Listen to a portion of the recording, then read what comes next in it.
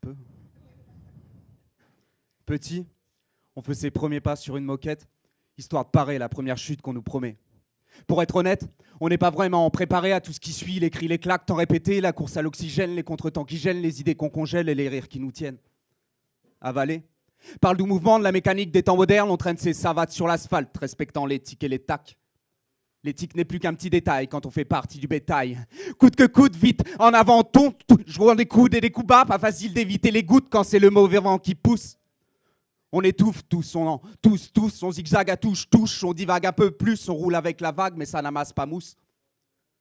Tour à tour, on a cessé d'essayer de faire danser le monde à sa façon, préférant façonner la forme avant le fond. On rêve d'écrire l'histoire, mais il y a déjà une fin. On veut tous trouver la lumière, se retrouver seul et y voir clair. Des premières traces jusqu'à la tombe, un décompte efface chaque seconde, chaque instant qui compte. On laisse pleurer nos corps et s'éteindre nos cœurs au rythme sourd de ces décors. On s'écorche à être différent. L'hémorragie est telle qu'on pense cicatriser en rentrant dans les rangs, mais la normalité nous laisse un trou béant. On a dressé un mur entre mort et vivant. On sait bien qu'au fond, c'est la honte d'avoir fracassé tous les ponts. Pourtant, on soutient tous ces fondations branlantes. On sait que l'union fait la force, mais l'inconnu nous fout la frousse. On préfère se sentir supérieur, refaire sans cesse les mêmes erreurs. On fabrique ses rêves à la chaîne. Si le contre-maître en chef se met à faire des siennes, on les revoit tous à la baisse, on fait des projets à l'appel, des titulaires, des remplaçants, des auxiliaires, mais c'est le joker qu'occupe la scène. Au-dessus de nos têtes, on s'est amusé à dessiner de bien beaux cieux d'acier, un écran de fumée. Déçus de toutes ces idées sales qui nous assiègent, on fait des tas de tout, des tours et des détours, et chaque espoir déchu nous déchire un peu plus. On décide juste d'être le numéro qui suit, on décide juste d'être l'individu docile, le robot sans ego, sans défi, sans défaut. Être humain, c'est juste faire partie de la déco.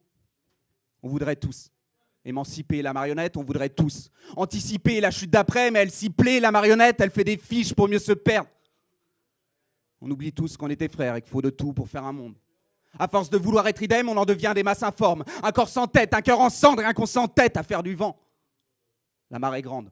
On fait des ronds en bande pour mieux aller toucher le fond. On se dit qu'au fond, ça semble être ça l'évolution, alors on fonce. Même si la chance nous fait défaut, on fait l'effort de tous suivre le gros du troupeau. Mais si le troupeau se trompait, on aurait tous l'air cons, pas vrai? Il suffirait pourtant de nager à contre-courant pour faire tourner les vents, de ramasser les cendres, de retrouver l'essence. Il suffirait, c'est vrai, de joindre à chaque idée un acte, de laisser chaque image intacte. Il suffirait au fond de faire fondre l'asphalte pour retrouver la terre ferme, de plus forger à la hâte, laisser le temps faire.